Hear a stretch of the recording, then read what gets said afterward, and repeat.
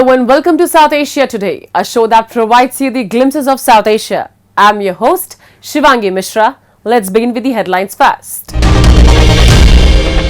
Sectarian violence in Gulf's Kurram district, government fails to act. PoJK activist criticizes Pakistan government over neglect of basic needs of its citizen. And India's Rann Utsav boosts tourism and local economy. Let's begin the show. India, being a rising economic giant, is fast becoming the go-to destination for global businesses. The 43rd India International Trade Fair in New Delhi is a vibrant celebration of India's culture, commerce and cutting-edge innovation, offering a dynamic platform for global exchange. With 11 countries joining the event, the IITF is a true reflection of India's growing international influence and collaborative spirit. Welcome to the India International Trade Fair, where the world's products and cultures seamlessly converge. Held in the heart of the national capital, this dynamic event offers a unique platform for fostering global trade and collaboration, uniting nations to drive progress. In the past few decades, India has transformed into a thriving hub for international business, attracting investment and shaping global markets. We have to be dependent on self-reliance as well. Our economy and economic growth mostly should depend on the Indian produce, make in India, or whatever I think is small. The very traditional industries we are having, we have to only provide them the market among the Western world. So here we are just standing in front of the India International Trade Fair. We have given opportunity to the whole world also. Come, see us, and then you promote. India's emergence as a global investment hub is fueled by its booming economy and strategic efforts to attract foreign capital from Africa, Europe, America and Asia. With steady economic growth, a vast consumer market and diverse industries, India offers significant opportunities for countries like Tunisia. Tunisia's rich heritage in art and craftsmanship, particularly olive wood crafts, has fostered strong ties with India, creating a promising market for Tunisian businesses. It's not my first time that I am in India, and it's not by coincidence. It's like I was lucky to get like a success here for my products. In recent years, India's trade ties with Southeast Asia have blossomed, with Thailand standing out as a key partner, particularly in the thriving pharmaceutical and healthcare sectors. As one of the ASEAN's economic powerhouses, Thailand offers abundant opportunities for India, especially in medical products. Traditional Thai massage oils, renowned for their ability to ease muscle pain, cramps, and shoulder aches, hold promising potential in India's expanding wellness market. This trade fair actually, because we interact with a lot of customers from India, we can promote our product which is manufactured in Thailand to the Indian market. We can give them a good pure herbal product and then they can use it for it. We can expand our market, we can expand our audience with it. And we are also happy our audience and customers are also becoming happy. In recent years, India's trade ties with the Middle East have grown significantly, with Lebanon emerging as a key partner. Lebanon offers vast opportunities for India, especially in jewelry and precious stones. Bracelets made from these precious stones play a vital role in jewelry marketing. This strengthening relationship is unlocking new prospects for trade and cooperation between the two countries. It's items from Lebanon which are made up of rare Arabic stones, and it is handmade. Like some stones like this is hemimorphite, and this is Amazonite and other stuff. This brass items is attracting the Indians, and these flower pots, and it also increase our relationship with India. From intricate wooden crafts to therapeutic medicinal oils, the global market offers a wealth of investment opportunities in India. Through this trade fair, India reaffirms its commitment to the Make in India initiative, not only promoting its own industries but also providing a platform for countries worldwide to showcase their businesses and explore investment opportunities in India. By fostering global collaboration, this fair serves as a bridge connecting diverse industries and creating pathways for mutually beneficial partnerships while inviting international investments to tap into India's dynamic and rapidly growing economy.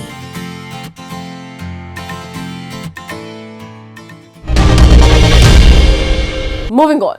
Pakistan's Kurram district descends further into chaos as sectarian violence ravages the region unchecked. Over 130 lives have been lost in just 10 days, with Shia Muslims targeted in brazen attacks, even under military and police escort.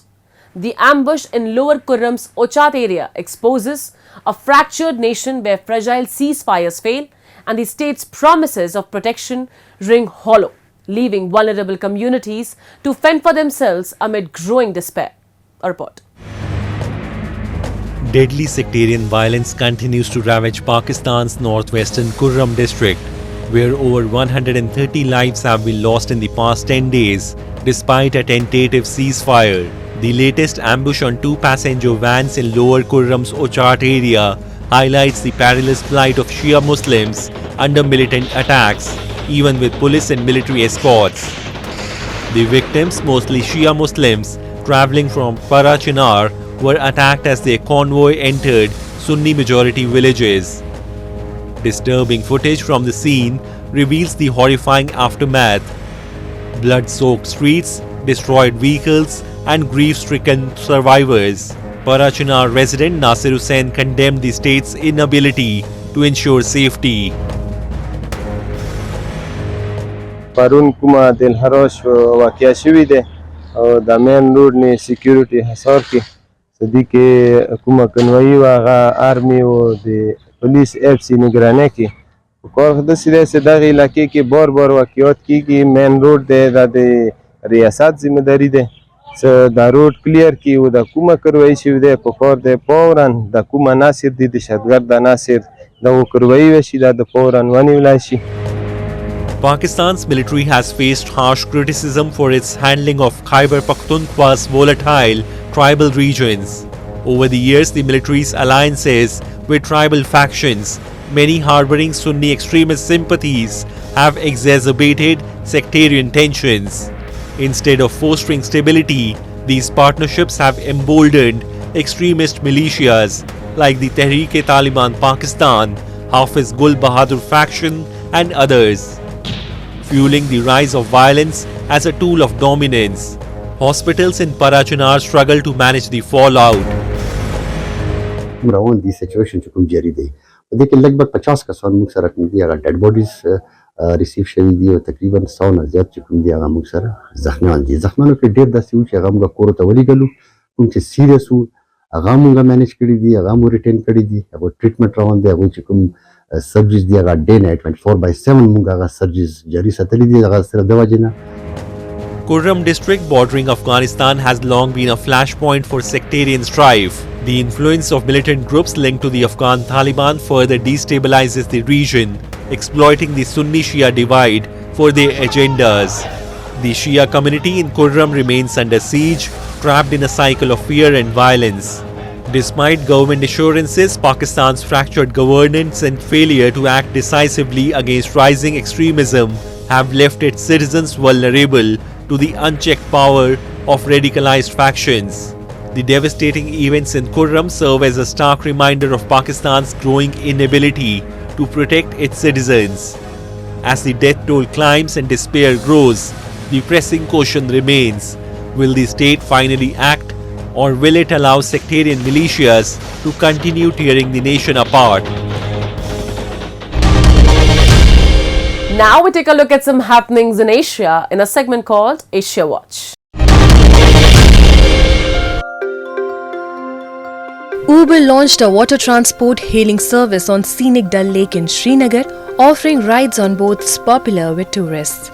Users of the service can book trips on the lake's traditional wooden shikara boats if they make reservations at least 12 hours and up to 15 days in advance. The ride-hailing app already offers water transport services in London and some other cities, but this is its first time in India. Around 4,000 shikaras, often decorated and canopied, operate on Dal Lake and are popular among locals as well as tourists.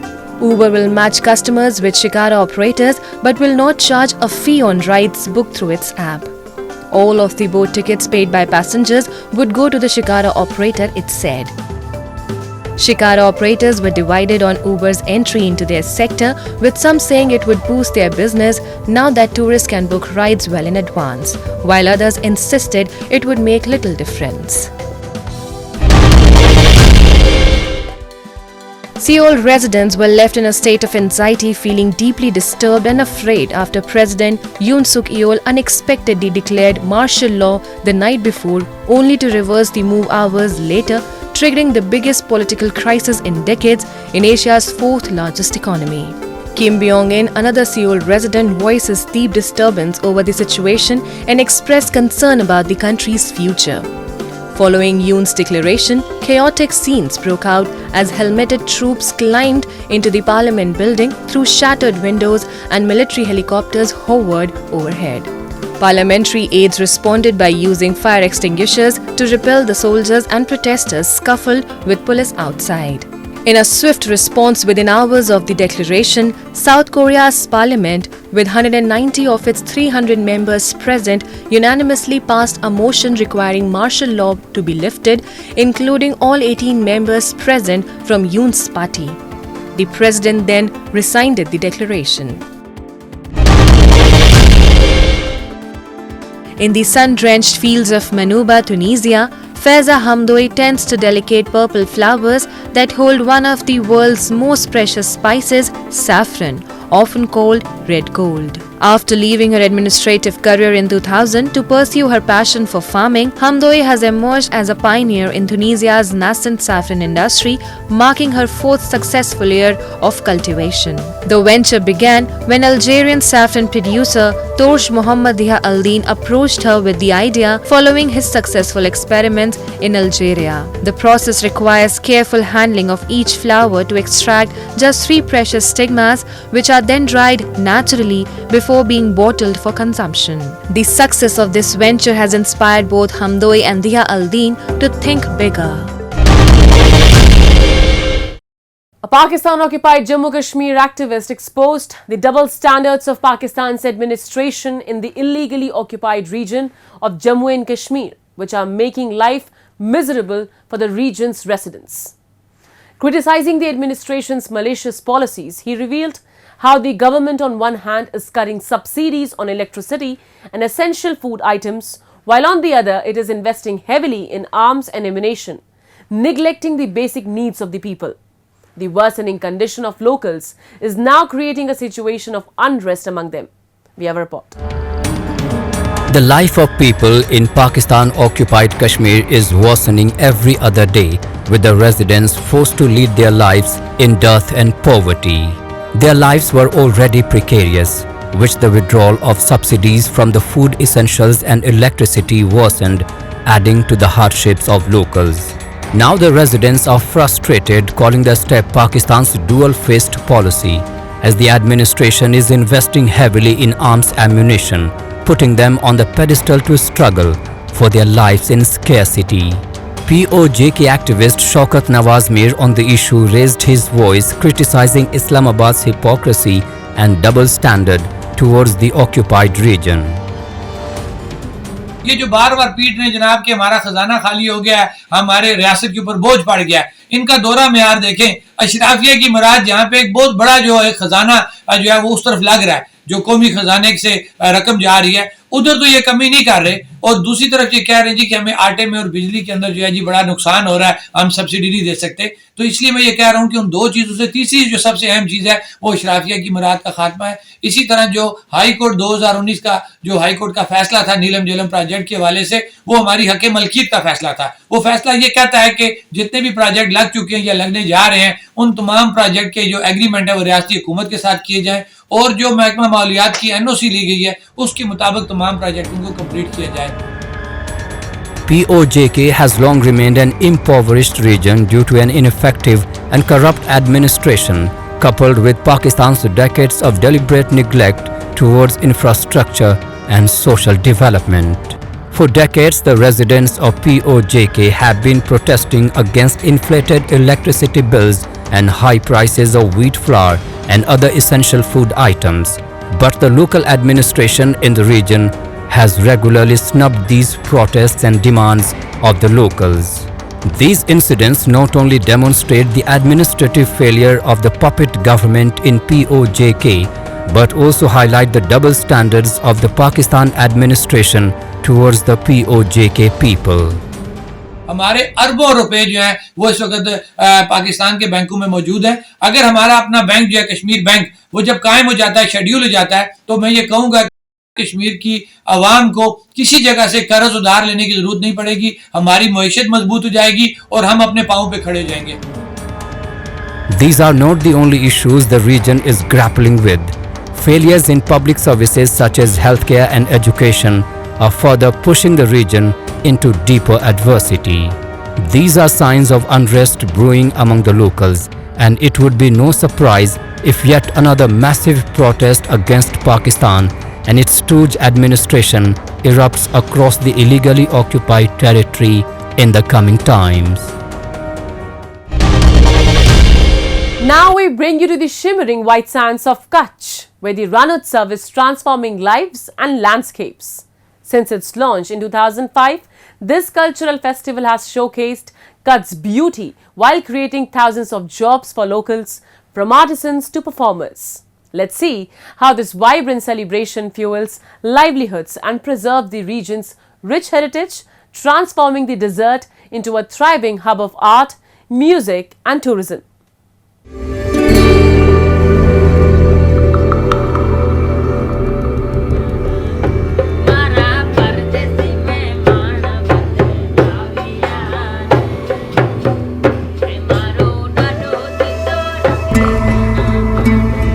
The Rann of Kutch dazzles with its shimmering white salt desert, vibrant culture and breathtaking sunsets.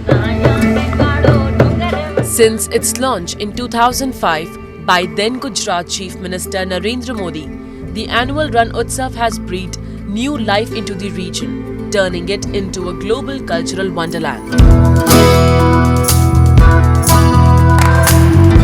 This celebration of art, tradition and nature fuels the economy, draws travelers from around the world and transforms the silent desert into a bustling hub of color, music and joy.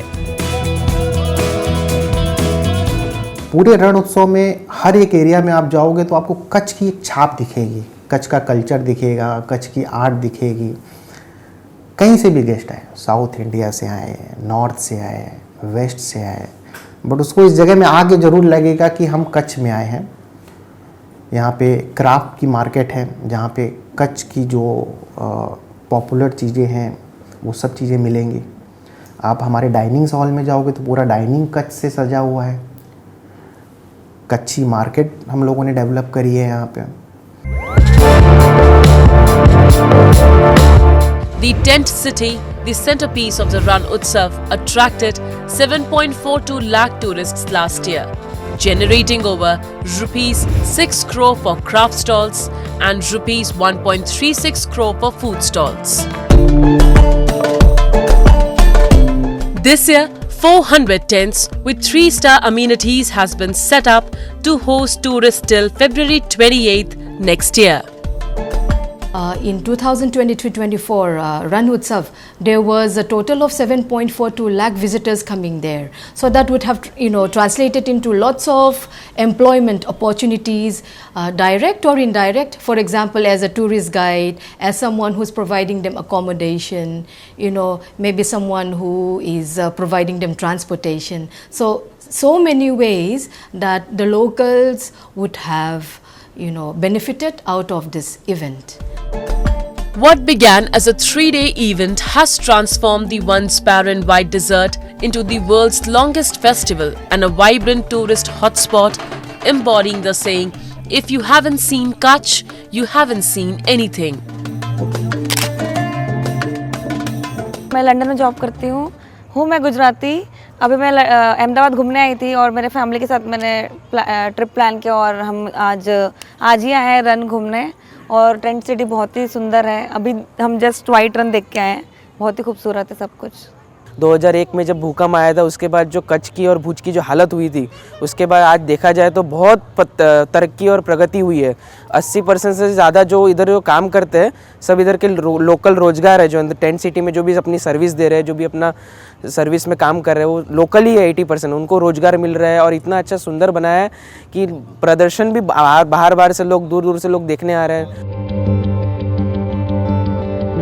The influx of tourists to the Rann Utsav has benefited the local community, particularly artisans. The festival offers a global platform for Kutch's craftsmen to sell their creations, while Tent City hosts handloom and handicraft shops, creating employment opportunities. Cultural programs also provide a stage for local performers to showcase their talents.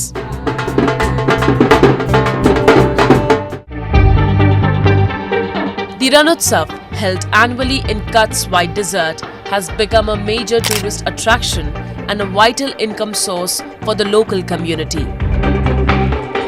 It has created numerous job opportunities, with camel and horse owners guiding tourists through the desert and remote areas, improving their livelihoods and economic conditions.